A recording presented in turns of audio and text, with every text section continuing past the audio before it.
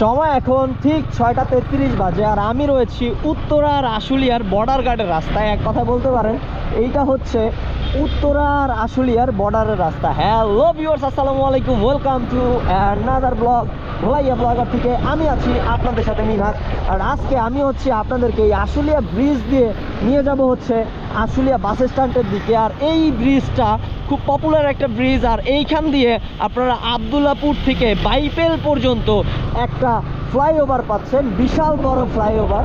আপনারা দেখতে পাচ্ছেন এই ব্রিজটা আজকে কি পরিমাণ জ্যামজট লেগে আছে। এই ফ্লাইওভার হয়ে গেলে আপনারা আবদুল্লাপুর থেকে বাইপেল যেতে পারবেন মাত্র 10 মিনিটে। 10 মিনিটও লাগবে কিনা আল্লাহ জানে। 10 মিনিট বললাম, যে 10 মিনিটে আবদুল্লাপুর থেকে বাইপেল যেতে পারবেন। আমি 100% শিওর, কারণ দেখতেই পাচ্ছেন রাস্তার দুই পারে কি বড় বড় পিলার দেখতেই পাচ্ছেন আপনারা। এই সাইডেও পিলার করছে, এই সাইডেও পিলার করছে। এখন হচ্ছে উপরের যেই রাস্তাটা, ওই রাস্তাটা বসাইলেই হয়ে যাবে। তো এটার প্রকল্প আমি জানি না আসলে কতদিনে বাস্তবায়ন করে, বাট খুব তাড়াতাড়ি কিন্তু আশুলিয়া মানুষদের জন্য আশা করি এই জিনিসটা খুবই উপকার হবে। কারণ আশুলিয়ার মানুষদের জন্য বিশেষ করে এই ফ্লাইওভারটা অনেক বেশি সুবিধাজনক হবে। কারণ যারা এই যে ঢাকায় যায় আসে যাতায়াত করে, বা অনেকে আছে ঢাকা থেকে আশুলিয়ার এই সাইডে, যেহেতু ফ্যাক্টরি বেশি, বা গার্মেন্টস ফ্যাক্টরি বলেন বা ফ্যাক্টরি, অনেক ফ্যাক্টরি রয়েছে আশুলিয়া এই সাইডটায়, বিশেষ করে অনেক বেশি হাজার ফ্যাক্টরি রয়েছে। তো এইখানে দেখা গেছে ঢাকা মহাশহর এরিয়ার বা ঢাকা শহরের অনেক মানুষই কিন্তু এইদিকে জব করে। তো ওই হিসাবে কিন্তু এই জিনিসটা অনেক বেশি কার্যকারী হবে, বা আপনারা অনেক উপকৃত হবেন এই জিনিসটা। এই ফ্লাইওভারটা যখন হয়ে যাবে তখন আপনাদের যাতায়াত পথ একদম কমে যাবে, বা সময় অনেক বেঁচে যাবে, যার জন্য আপনারা হচ্ছে প্রতিদিন খুব সুবিধাভাবেই যাতায়াত করতে পারবেন। আর ব্রিজটা দেখতেই পাচ্ছেন সবসময় কিন্তু এই জায়গায় কাজ চলে থাকে সবসময়। আমি এখন আসছি মোটামুটি, তাও ফ্রি আছে। এমন কিছু সময় দেখি যে রাস্তার দুই পাশে গাড়ি এমনভাবে দাঁড়ায় থাকে, বা এত গাড়ি থাকে, মানে দাঁড়ানোর জায়গা থাকে না, বাইক যাওয়ারও জায়গা থাকে না। ভিউটা দেখেন অস্থির। একটু আগে কিন্তু বৃষ্টি হয়েছে, আর এই জন্যই কিন্তু আকাশটা দেখতে পাচ্ছেন অস্থির লাগতেছে আমার কাছে। তাদের কাছে এই আকাশটা ভালো লাগতেছে তারা কিন্তু অবশ্যই আমাকে কমেন্ট করে জানাবেন, আর ভালো লাগলে অবশ্যই একটি লাইক করে দিবেন। তো এই রাস্তাটা কিন্তু ওয়ান ওয়ে হওয়ার কারণে কিন্তু অনেক ঝুঁকিপূর্ণ, অনেক বেশি ঝুঁকিপূর্ণ। এই রাস্তাটায় গাড়ি খুব উল্টাপাল্টা টাফ চালায়। এইখানে আমার একটা জিনিস বলার, এই আশুলিয়া থানা বা উত্তরা থানার পুলিশকে, যারা হাইওয়ে রোডের পুলিশ, তাদেরকে একটা জিনিস বলার, যে ভাই আপনারা প্লিজ এইসব ওয়ান ওয়ে রাস্তাগুলোতে একটু ভালো মতো গার্ড দিয়ে, না হলে অ্যাক্সিডেন্টের হার কখনোই কমবে না। কারণ এইখানে সব কিছু উল্টাপাল্টা নিয়মে হয়। এটা আমি দীর্ঘদিন ধরে এখান দিয়ে যাতায়াত করি, এই জিনিসটা ফলো করি, যে এখানে সব নিয়ম রুলস উল্টাপাল্টা হয় সব কিছু। দেখেন এই যে এই পাশে একটা বিষয়, এই গাড়িটা এই পাশে আসার কোনো রিজন আছে? এটা কি বাইক চিপা দিয়ে আর একটা বড় ট্রাক আসলে সাইড দিতে পারবে? আসলে আমরা মানুষরাই যদি ঠিক না হই, তাহলে পুলিশ প্রশাসন আর কঠোর হয়ে লাভটা কি বলেন? ওরে কি ভিউ, অস্থির ভিউ। আপনারা দেখতেই পাচ্ছেন অস্থির ভিউ দেখতেছি। আর ওয়েদারটা এত জোস যা বলার বাহিরে। আর ব্রিজটায় কিন্তু আমি 33-এ উঠছি আশুলিয়া ব্রিজটায়, আর এখন বাজে 37। মোটামুটি 4 মিনিট কি 5 মিনিট লাগে এই ব্রিজটা দিয়ে এই যাতায়াত করতে। 4 থেকে 5 মিনিট লাগে। আবার বিদ্যুৎ চমকাচ্ছে। Wow, feeling excited.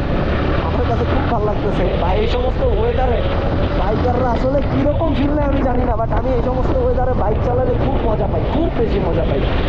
তো আসলে বৃষ্টির ওয়েদারে বাইকের অবস্থা থাকে না, খায় বাইকে কাদা টাদা নোংরা বইরা যায়। কিন্তু আমি ব্যক্তিগতভাবে এই সমস্ত ওয়েদার অনেক বেশি পছন্দ করি, কারণ আমি বাইক লাভার, ঘুরতে পছন্দ করি, বিভিন্ন জায়গায় ট্যুর দিতে পছন্দ করি।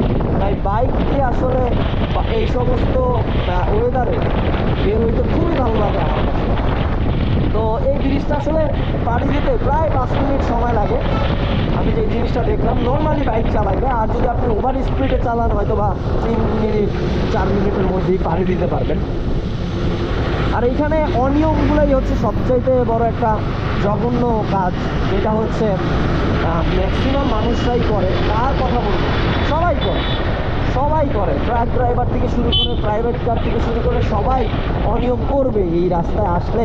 ওই যে রাস্তা ওইখান দিয়ে জ্যাম লাগছে, একটার জায়গায় দুইটা ঢুকায় দিবে, দুইটার জায়গায় না হলে তিনটা ঢুকায় দিবে, মানে রাস্তার এক পাশ পুরো সাইড লক হয়ে যাবে, অন্য পাশের গাড়ি আর যাইতে পারবে না। কেন ভাই আপনি যাইতে পারতেছেন না, আরেকজনকে যাইতে দেন। আবার বিশেষ করে কিছু কিছু গাড়িওয়ালাদেরকে দেখি যে নিজেরা বড় যানবাহন নিজেরা যাইতে পারতেছে না। এখন ছোট একটা যানবাহন যেমন আমার বাইক, ছোট একটা যানবাহন কিন্তু এই চিপাটা দিয়ে বের হয়ে যেতে পারে। এমন একটা চিপা আছে, ধরেন রাস্তা অনেক জ্যামজট, বাট ছোট একটা চিপা আছে, ওটাতে বের হয়, কিন্তু ওই গাড়িওয়ালা সাইড দিবে না, কারণ ওর হিংসা হয়, ওর জলে যে আপনি কেন আগে বের হয়ে যাইবে। হ্যাঁ, এই হচ্ছে বিষয়। এই সমস্ত কারণে মানে আর কি বলবো আপনাদেরকে, এই সমস্ত ব্যাপারগুলো শেয়ার করি। যারা হচ্ছে আমার চ্যানেলের কন্টিনিউ ভিউয়ার্স, তাদেরকে আসলে সবসময় আমি অ্যালার্ম দেই বা ওয়ার্নিং দিই। দেখেন গাড়িটা দেখেন, আর্মির গাড়ি, শেষ পর্যন্ত আর্মির গাড়িও মানে উল্টা পাল্টা টাই না তারপরে যায়, মানে এই সমস্ত মানা যায় ভাই। বাংলাদেশ কোথায় চলে গেছে, কোথায়? মানে আর্মির গাড়ি, যারা রুলস রেগুলেশন মেনটেন করে, সব কিছু মেনটেন করে, আর্মি যাদেরকে আমরা রেসপেক্ট করি, আর্মির গাড়ি উল্টা পাল্টা টানাটানি করে। তো এখানে আসলেই একটা জ্যামজটের আশঙ্কা বা জ্যাম শুরু হয়ে যায়। ভাইয়াটা দাঁড়ায় দাঁড়ায় কথা বলতেছে, সে নিজেও যাইতে পারতেছে না বা নিজেও যাওয়ার ইচ্ছা নাই, আরেকজনকেও যাইতে দিবে না, আইসা ধাম করে দাঁড়ায় আছে। কি একটা পরিস্থিতি দেখেন, খুবই বাজে পরিস্থিতি। আর বর্ষা হইলে এই এলাকার রাস্তাঘাটের অবস্থা এমনিতেই তো খারাপ, আর বর্ষা হইলে এই এলাকার রাস্তাঘাটের অবস্থা মানে বলার কিছু নাই। বাহ, খুব হেল্পফুল একজন পুলিশ, তো খুব ভালো লাগছে ভাই, মুরব্বীকে হেল্প করতেছে, এটা দেখে খুব ভালো লাগছে। পুলিশ যদি এমন হেল্পফুল হইতো ভাই, সব পুলিশ, তাইলে আর বাংলাদেশে মনে হয় কোনো কষ্ট থাকতো না মানুষের।